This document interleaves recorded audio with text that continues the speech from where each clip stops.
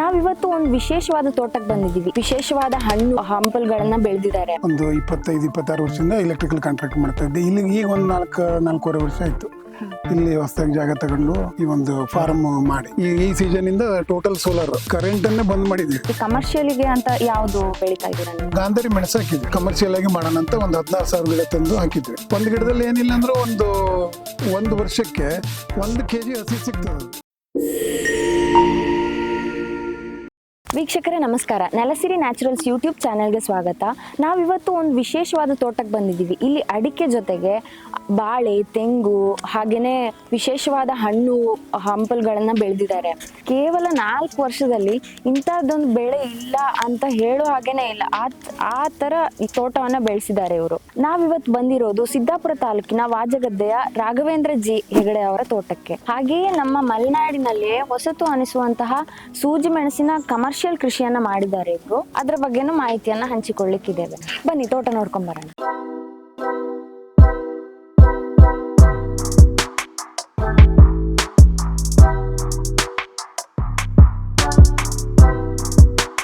ತೋಟದಲ್ಲಿ ಯಾವ ಗಿಡ ಇಲ್ಲ ಅಂತ ಹೇಳೋ ಹಾಗೇನೆ ಇಲ್ಲ. ಎಲ್ಲಾ ವೆರೈಟಿನೂ ಟ್ರೈ ಮಾಡಿದೀರಾ.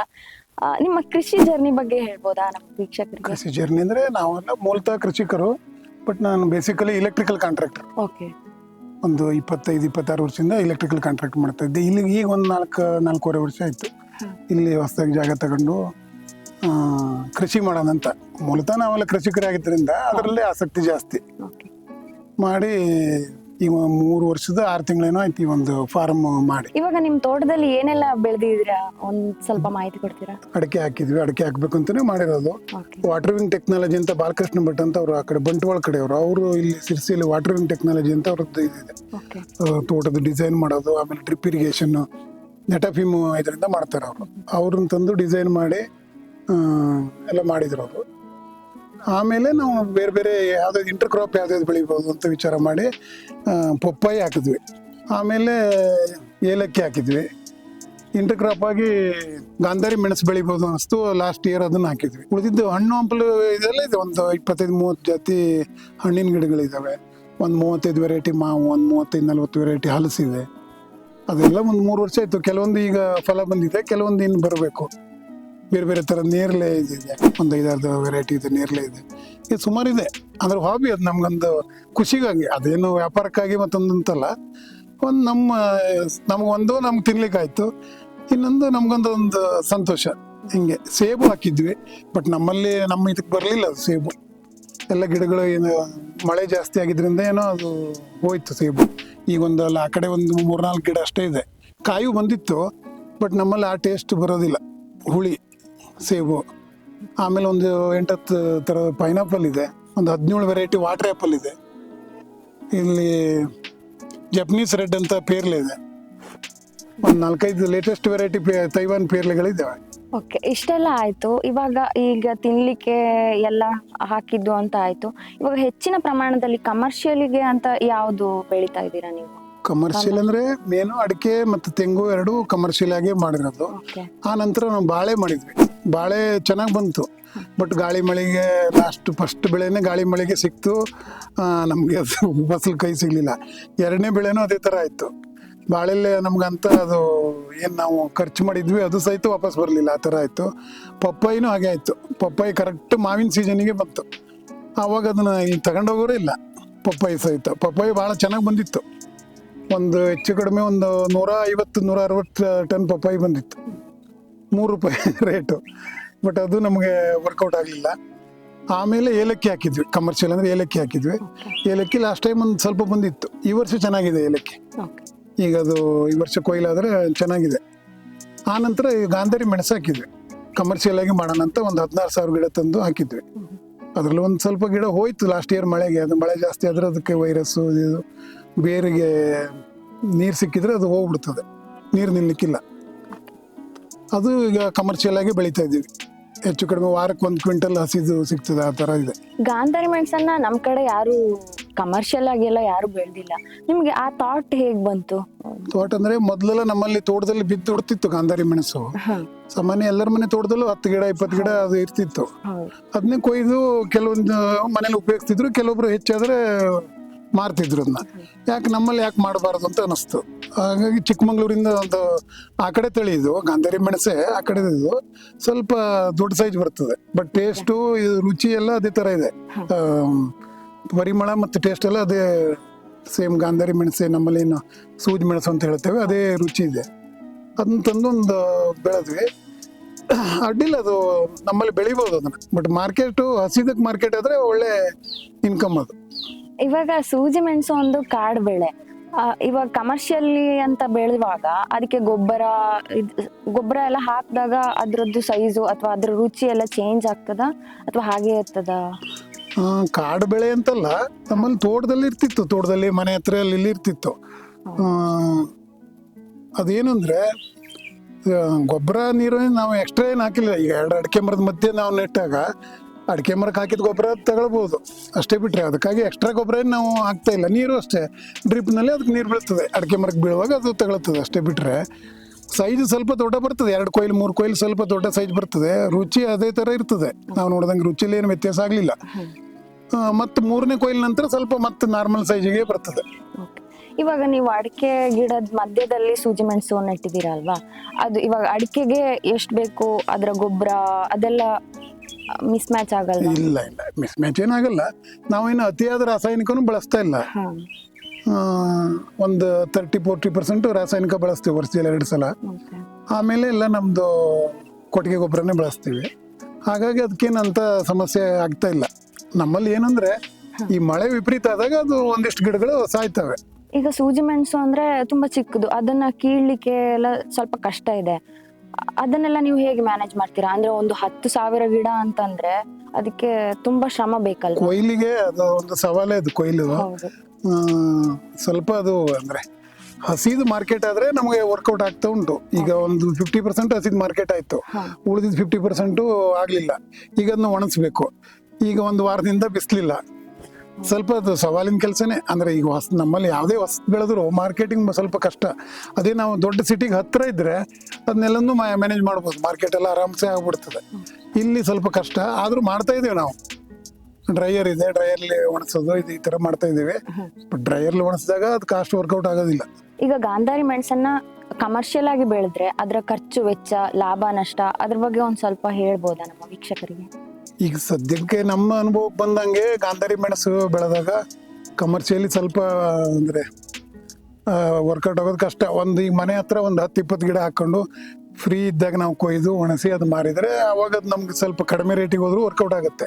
ಬಟ್ ಇದು ಲೇಬರ್ ತುಂಬ ಬೇಕು ಇದಕ್ಕೆ, ಕೊಯ್ದು ಒಣಸಿ ಮಾಡಲಿಕ್ಕೆ. ಮತ್ತು ಅದೇನಾಗುತ್ತೆ, ಹಣ್ಣಾಗಷ್ಟೊತ್ತಿಗೆ ಕೊಯ್ಬೇಕು. 2 ದಿವಸ ಬಿಟ್ಟರೆ ಹಣ್ಣಾಗಿ ಅಕ್ಕಿ ಪಕ್ಷಿ ಎಲ್ಲ ತಿಂದುಬಿಡ್ತವೆ. ಈಗ ಹಸಿದೇ ಮಾರ್ಕೆಟ್ ಆದ್ರೆ ಅದನ್ನ ವರ್ಕೌಟ್ ಆಗ್ತದೆ. ಒಂದು ಗಿಡದಲ್ಲಿ ಏನಿಲ್ಲ ಅಂದ್ರೆ ಒಂದು ವರ್ಷಕ್ಕೆ 1 kg ಹಸಿ ಸಿಗ್ತದೆ. ಅದು ಒಂದು ಗಿಡ 1 kg ಹಸಿ ಸಿಗ್ತದೆ. ಆ 1 kg ಹಸಿದೇ ವ್ಯಾಪಾರ ಆದ್ರೆ ಅದು ಕಮರ್ಷಿಯಲಿ ವರ್ಕೌಟ್ ಆಗ್ತದೆ. ಒಂದ್ ಗಿಡಕ್ಕೆ 1 kg ಅಂದ್ರೆ ಕೊಯ್ಯೋ ಖರ್ಚೆಲ್ಲ ಎಷ್ಟಾಗತ್ತೆ? ಸಾಮಾನ್ಯ ಲೇಬರ್ ಬಿಟ್ರೆ ಒಂದು ಲೇಬರು 3 kg 3.5 kg ಒಂದು ಇಡೀ ದಿವಸಕ್ಕೆ ಕೊಯ್ಲು ಮಾಡ್ತಾರೆ. ಈಗ ನಮ್ಗೆ ಹಸಿದೊಂದು 400-500ಕ್ಕೆ ಹೋದ್ರೆ ಅದು ವರ್ಕೌಟ್ ಆಗ್ತದೆ. ಅದೇ ಒಣಗಿಸ್ಲಿಕ್ಕೆ ಅಂದ್ರೆ ಒಂದು 6 kg ಮೇಲೆ ಬೇಕು. 1 kg ಹಸಿದು ಅಲ್ಲ ಒಣಗಿದ್ ಮಾಡ್ಲಿಕ್ಕೆ 6-6.5 kg ಹಸಿದ್ ಬೇಕು. ಕೆಲವೊಂದ್ಸಲ ಕೊಯ್ಲು ಸ್ವಲ್ಪ ಎಳೆತೆಲ್ಲ ಕೊಯ್ದ್ರೆ 7 kg ಮೇಲೆ ಹೋಗ್ತದೆ. ಅವಾಗ ಅದು ವರ್ಕೌಟ್ ಆಗೋದಿಲ್ಲ, ಅದು ಕೂಲಿನೂ ಹುಟ್ಟೋದಿಲ್ಲ. ಅದು ಗಾಂಧಾರಿ ಮೆಣಸಿಗೆ ಇವತ್ತಿನ ಮಾರ್ಕೆಟ್ ರೇಟ್ ಹೇಗಿದೆ? ಇವತ್ತಿನ ಮಾರ್ಕೆಟ್ ರೇಟು 1100ರಿಂದ ಸ್ಟಾರ್ಟ್ ಆಗಿ 1700-1800ವರೆಗೂ ಇದೆ ಹಸಿಗೆ. ಅಲ್ಲ ಒಣಗಿದ್ದು. ಹಸಿದಕ್ಕೆ ಇದಕ್ಕೆ ಮಾರ್ಕೆಟ್ ಅಂತ ಇಲ್ಲ. ಈಗ ನಾವು ಸ್ವಲ್ಪ ಸ್ಟಾರ್ಟ್ ಮಾಡಿ ಮಾರ್ಕೆಟ್ ಮಾಡೋಣ ಅಂತ ಇದು ಮಾಡ್ತಾ ಇದೀವಿ. ಒಂದು 400-500 ರೂಪಾಯಿವರೆಗೂ ಹೋಗ್ತಾ ಇದೆ. ಇನ್ನು ಒಂದು 2 ಕ್ವಿಂಟಲ್ ಹತ್ರ ಹಸಿದೆ ಕೊಟ್ವಿ ಒಂದು 15 ದಿವಸದಲ್ಲಿ. ಬಟ್ ಈಗ ಒಂದು 2-3 ಕ್ವಿಂಟಲ್ ಇದೆ, ಕೊಯ್ತಾ ಇದೀವಿ. ಅದಕ್ಕೆ ಈಗ ಅಷ್ಟು ಮಾರ್ಕೆಟ್ ಇಲ್ಲ, ಹಾಗಾಗಿ ಒಣಸ್ತಾ ಇದೀವಿ ಇದನ್ನು. ಸೊ ಇದು ಹಸಿದು ಮಾರ್ಕೆಟ್ ಆದ್ರೆ ಇದು ವರ್ಕೌಟೇಬಲ್. ಇದು ಒಂದು ಗಿಡದಲ್ಲಿ ಒಂದು ವರ್ಷಕ್ಕೆ ಮಿನಿಮಮ್ ಅಂದ್ರೆ 500 ರೂಪಾಯಿ ತೆಗಿಬೋದು ಒಂದು ಗಿಡದಲ್ಲಿ ಹಸಿದ ವ್ಯಾಪಾರ ಆದ್ರೆ. ಅವಾಗ ಅದು ವರ್ಕೌಟ್ ಆಗ್ತದೆ. ಇನ್ಮೇಲೆ ಅದು ಆಗ್ಬೇಕು. ಹಸಿದಕ್ಕೆ ತುಂಬಾ ಡಿಮಾಂಡ್ ಇದೆ. ಬಟ್ ಅದೇನಂದ್ರೆ ಗ್ರಾಹಕರವ್ರಿಗೆ ತಲುಪಿಸೋ ಒಂದು ವ್ಯವಸ್ಥೆ ಆಗ್ಬೇಕು. ಈಗ ನಮ್ಗೆ ಏನಾಗ್ತದೆ, ಪ್ರತಿ ಮನೆಗೂ ಹೋಗಿ ಕೇಳಿ ಮಾಡಿ ತಲುಪಿಸ್ಲಿಕ್ಕೆ ನಮ್ಮ ಹತ್ರ ಆಗೋದಿಲ್ಲ. ಆ ಥರ ಮಾರ್ಕೆಟ್ ಮಾಡೋರು ಯಾರು ಸಿಕ್ಕಿದ್ರೆ ಈಗ ನಿಮ್ಮ ಕದಂಬ ಅಂತ ಸಂಸ್ಥೆಯವರು ಇವರು ಅದನ್ನ ಹಸಿದೇ ತಗೊಳ್ಳೋಂಥವ್ರು ಯಾರು ರೆಡಿ ಆದ್ರೆ ಅದು ವರ್ಕೌಟೇಬಲ್ ಅದು ಬೆಳೆ. ಯಾಕಂದ್ರೆ ಅದಕ್ಕೆ ನಾವು ಎಕ್ಸ್ಟ್ರಾ ಏನು ಕೇರ್ ಇಲ್ಲ ಅದಕ್ಕೆ. ಹೌದು, ಗಿಡ ನೆಟ್ಟು ಬಿಟ್ಟಿದ್ದಷ್ಟೇ ಬಿಟ್ಟರೆ ಮತ್ತೆ ಏನು ಎಕ್ಸ್ಟ್ರಾ ಕೇರ್ ಇಲ್ಲ ಅದಕ್ಕೆ. ಅದ್ರಷ್ಟಕ್ಕೆ ಅದು ಬರ್ತಾ ಇರ್ತದೆ, ವರ್ಷಕ್ಕೆ ಒಂದು 3-4 ಕೊಯ್ಲು ಬರ್ತದೆ, ಕೊಯ್ಯೋದು ಮಾರೋದು ಅಷ್ಟೇ ಆದಾಗ ಅವಾಗ ವರ್ಕೌಟ್ ಆಗ್ತದೆ. ಇಲ್ಲಿ ಎಷ್ಟೊಂದು ವಿಧದ ಹಣ್ಣುಗಳನ್ನ ಬೆಳೆಸಿದೀರಾ. ಇದು ಯಾವ್ಯಾವ ತಳಿ ಇದೆ, ಎಲ್ಲಿಂದ ತಗೊಂಬಂದ್ರಿ? ಅಂದ್ರೆ ಇದೊಂದು ಸ್ವಲ್ಪ ಒಂದು 20-22 ಗುಂಟೆ ಇದೆ. ಇದು ಸ್ವಲ್ಪ ಹಣ್ಣಿಗಾಗಿ ಮೀಸಲು, ಮತ್ತೆ ಬೇರೆ ಯಾವುದು ಇದು ಮಾಡಿಲ್ಲ. ಒಂದು 15-20 ವೆರೈಟಿ ಹಣ್ಣಿನ ಗಿಡಗಳಿದೆ. ಪೇರ್ಲೆ ಇದೆ, ಇದೊಂದು ಬಾಟ್ಲುಗು ಅಂತ, ಆಮೇಲೆ ದೇವನಹಳ್ಳಿ ಚಕೋತ, ಆಮೇಲೆ ನಮ್ಮಲ್ಲಿ ಪನ್ನೇರಳೆ, ಒಂದೆರಡು ವಿದೇಶಿ ತಳಿ ಮೂಸುಂಬೆ ಇದೆ, ಕಿತ್ಲೆ ಇದೆ, ಹಲಸು, ಬೇರೆ ಬೇರೆ ತಳಿ ಇದೆ. ಇದು ನಮ್ಮ ಹೆಚ್ಚಾಗಿ ನಾವು ತಂದಿರೋದು ತೀರ್ಥಹಳ್ಳಿ ಹತ್ರ ಒಂದು ಶಿವಪ್ರಸಾದ್ ಅಂತ ಅವ್ರ ನರ್ಸರಿಯಿಂದ ತಂದಿರೋದೇ ಜಾಸ್ತಿ ಇದೆ. ಅದು ಕಮರ್ಷಿಯಲ್ ಅಂತಲ್ಲ, ನಮ್ಗೆ ಒಂದು ಖುಷಿಗಾಗಿ ಸ್ವಲ್ಪ ನನಗೆ ಹಣ್ಣು ಹಂಪಲನ್ನ ಸ್ವಲ್ಪ ಇಷ್ಟ, ಹಾಗಾಗಿ ಅದನ್ನ ಬೇರೆ ಬೇರೆ ವೆರೈಟಿ ಹಣ್ಣುಗಳನ್ನೆಲ್ಲ ಬೆಳೆದಿದ್ದೀವಿ. ಇವಾಗ ನಿಮ್ದು ಒಟ್ಟು ಕ್ಷೇತ್ರ ಎಷ್ಟು? ಇಲ್ಲಿಗೆ ನೀರಾವರಿ ಎಲ್ಲ ಹೇಗೆ ಮಾಡಿದ್ದೀರಾ ನೀವು? ಇದು ಒಟ್ಟು ಅಂದ್ರೆ ಒಂದು 12 ಎಕರೆ ಕ್ಷೇತ್ರ ಇದೆ. ಇಲ್ಲಿ ಒಂದ್ ಕಡೆ, ಕೆಳಗಡೆ ಒಂದು 3 ಎಕರೆ ಇದೆ. ಅಲ್ಲಿ ಇಲ್ಲಿ ಈಗ ನೋಡಿರಲ್ಲ ನೀವು, ಅಲ್ಲಿ ಏನಿದ್ರೆ ಅಡಿಕೆ ಇಲ್ಲ. ಅಲ್ಲಿ ಆ 3 ಎಕರೆಲ್ಲಿ ಈಗ ಒಂದು 4 ತಿಂಗಳಾಯ್ತು ನಾವು ಸಾಗವಾನಿ ಹಾಕಿದ್ದೀವಿ. ಸಾಗವಾನಿ ಹಾಕಿ ಇಂಟರ್ ಕ್ರಾಪ್ ಆಗಿ ಬಾಳೆ ಹಾಕಿದ್ದೀವಿ. ಆಮೇಲೆ ಸಾಗವಾನಿಗೆ ಪೆಪ್ಪರ್ ಹಾಕೋಣಂತ, ಪೆಪ್ಪರು ಪ್ಲಸ್ ಏಲಕ್ಕಿ ಕಾಫಿ ಕಾಂಬಿನೇಷನ್ ಮಾಡೋಣ ಅಂತ. ಇದೆಲ್ಲ ಸ್ವಲ್ಪ ಡೋಲಾಯಮಾನ ಇದು ಇರೋದಕ್ಕೆ ಸ್ವಲ್ಪ ಹೊಸ ಕ್ರಾಪ್, ಅಂದ್ರೆ ಹೊಸ ಅಂದ್ರೆ ನಮ್ಮಲ್ಲಿ ಹಳೆ ಕ್ರಾಪೇ ಇದೆ. ಏನು ಪೆಪ್ಪರ್ ಇರಲಿ, ಕಾಫಿ ಇರಲಿ, ಏಲಕ್ಕಿ ಇರಲಿ, ಅದು ನಮ್ಮಲ್ಲಿ ಮೊದಲಿಂದನೂ ಇದ್ದಿದ್ದೆ, ಅದು ಸಾಂಪ್ರದಾಯಿಕವಾಗಿ ಅದನ್ನೇ ಬೆಳೆಯೋಣಂತ. ಈ ಇಷ್ಟು ಕ್ಷೇತ್ರಕ್ಕೆ ನೀವು ನೀರಾವರಿ ಎಲ್ಲ ಹೇಗೆ, ನಿಮ್ದು ಸಿಸ್ಟಮ್ ಏನಾದ್ರು ಇದೆ? ನೀರಾವರಿ ಅಂದ್ರೆ ನಮ್ದು ಬೋರಿಂದನೇ ಆಪರೇಟ್ ಆಗ್ತದೆ. ಅಲ್ಲಿ ಕೆಳಗಡೆ ಒಂದ್ ಕಡೆ ಇದೆ, ಒಂದ್ 4 ಬೋರ್ ಇದೆ. ಅಲ್ಲಿಂದ ಇಲ್ಲಿ ಬಂದು ನಮ್ದೊಂದು ಬಾವಿ ಇದೆ, ಇಲ್ಲಿ ಬಾವಿಗೆ ಬಂದು ಡಂಪ್ ಆಗತ್ತೆ. ಇಲ್ಲಿಂದ ಸೋಲಾರ್ ಸಿಸ್ಟಮ್, ಟೋಟಲ್ ಸೋಲಾರ್ ನಮ್ದು. ಈಗ ಈ ಸೀಸನ್ ಇಂದ ಟೋಟಲ್ ಸೋಲಾರ್ ಕರೆಂಟ್ ಅನ್ನೇ ಬಂದ್ ಮಾಡಿದೀವಿ. ಮನೆಗೆ ಮಾತ್ರ ಕರೆಂಟ್ ಬಿಟ್ರೆ ಉಳಿದಿದ್ದಷ್ಟು ಸೋಲಾರ್ಲೇ ಆಪರೇಟ್ ಆಗ್ತಾ ಇದೆ.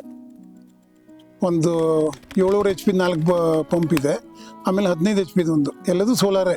ಒಟ್ಟು ಕ್ಷೇತ್ರಕ್ಕೆ ಸೋಲಾರ್? ಹೌದು, ಸೋಲಾರೇ. ಇದು ಸೋಲಾರ್ ಬಗ್ಗೆ ಹೇಳಿದ್ರೆ ಇದು ಹೇಗೆ ಇಲ್ಲಿ ನಮ್ಮ ಮಲೆನಾಡ್ ಸೈಡ್ ಅಲ್ಲಿ ಇದು ವರ್ಕೌಟ್ ಆಗುತ್ತಾ?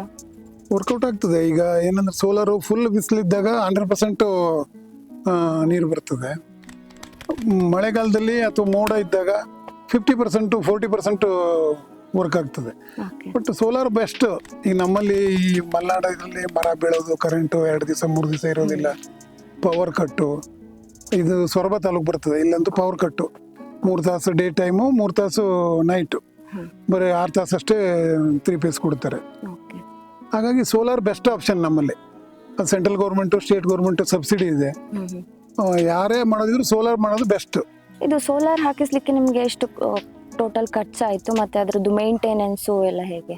ಸೋಲಾರ್ ಅಂದ್ರೆ ಫಸ್ಟ್ 15 HP ಒಂದು, ಆಮೇಲೆ 3 HP 3 ನಾವೇ ಸ್ವಂತ ದುಡ್ಡಲ್ಲೇ ಹಾಕೊಂಡಿದ್ವಿ. ಅವಾಗ ಸಬ್ಸಿಡಿ ಇರಲಿಲ್ಲ. ಸಬ್ಸಿಡಿ ಇತ್ತು, ಅದು ಲಿಮಿಟೆಡ್ ಮೆಂಬರ್ಸಿಗೆ ಅಷ್ಟೇ ಸಿಗ್ತಿತ್ತು.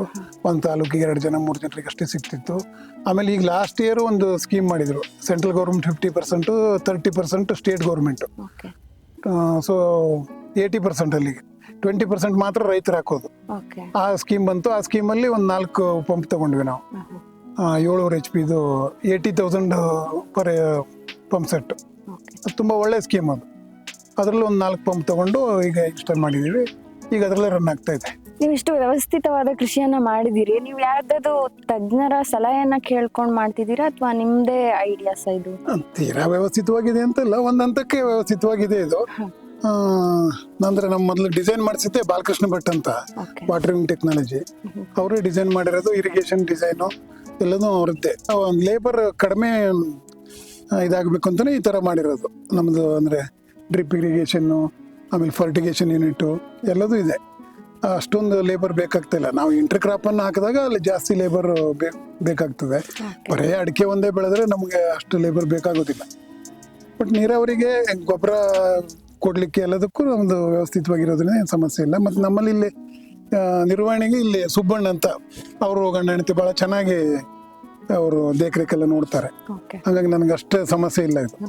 ಇವಾಗ ಇವಾಗಿನವರು ಯಾರು ಕೃಷಿಗೆ ಬರೋದಕ್ಕೆ ಒಪ್ಪೋದೇ ಇಲ್ಲ, ಎಲ್ಲರೂ ಸಿಟಿ ಲೈಫ್ ಅಂತ ಹೋಗ್ತಾರೆ. ನೀವು ಇಲ್ಲಿ ಇಷ್ಟು ಚೆನ್ನಾಗಿ ಕೃಷಿ ಮಾಡಿದ್ರೆ, ಎಲ್ಲಾ ವೆರೈಟೀಸ್ನು ಹಾಕಿದೀರಾ, ನಿಮ್ಮ ಸಲಹೆ ಏನು ಕೃಷಿಗೆ ಬರ್ಲಿಕ್ಕೆ? ಸಲಹೆ ಕೊಡ್ಲಿಕ್ಕೆ ಅಷ್ಟು ದೊಡ್ಡ ಕೃಷಿಕನ ಅಲ್ಲ ನಾನು. ನಮ್ದೊಂದು ಏನಂದ್ರೆ, ಯಾವುದೇ ಮಾಡಲಿ, ಕೃಷಿ ಮಾಡಲಿ, ಬಿಸ್ನೆಸ್ ಮಾಡಲಿ, ಏನೇ ಮಾಡಲಿ, ನಾವು ಒಂದು ಶ್ರದ್ಧೆ ಮತ್ತು ನಂಬಿಕೆಯಿಂದ ಮಾಡಿದ್ರೆ ನಮ್ಮ ಕೈ ಹಿಡಿತದೆ. ಇಷ್ಟೊತ್ತು ನಿಮ್ಮ ಅಮೂಲ್ಯವಾದ ಮಾಹಿತಿಯನ್ನು ಕೊಟ್ಟಿದ್ದಕ್ಕೆ ತುಂಬಾ ಧನ್ಯವಾದಗಳು. ನಮಸ್ಕಾರ. ನಾನು ನಿಮ್ಮ ನೆಲಸಿರಿ ನ್ಯಾಚುರಲ್ಸ್ ಯೂಟ್ಯೂಬ್ ಚಾನಲ್ಗೆ ತುಂಬ ಧನ್ಯವಾದವನ್ನು ಹೇಳಲಿಕ್ಕೆ ಇಷ್ಟಪಡ್ತೇನೆ. Thank you. ವೀಕ್ಷಕರೇ, ಇಷ್ಟೊತ್ತು ಈ ತೋಟವನ್ನು ನೋಡಿದಿರಿ. ನಿಮಗೆ ಏನು ಅನ್ನಿಸ್ತು ಕಮೆಂಟ್ಗಳನ್ನು ಮಾಡಿ. ಈ ಥರದ ಇನ್ನಷ್ಟು ವಿಡಿಯೋಗಳಿಗಾಗಿ ನೆಲಸಿರಿ ನ್ಯಾಚುರಲ್ಸ್ ಯೂಟ್ಯೂಬ್ ಚಾನಲ್ಗೆ ಸಬ್ಸ್ಕ್ರೈಬ್ ಮಾಡಿ. ಹಾಗೆಯೇ ಕಮೆಂಟ್, ಶೇರ್ಗಳನ್ನು ಮಾಡೋದನ್ನು ಮರಿಬೇಡಿ. ಧನ್ಯವಾದಗಳು.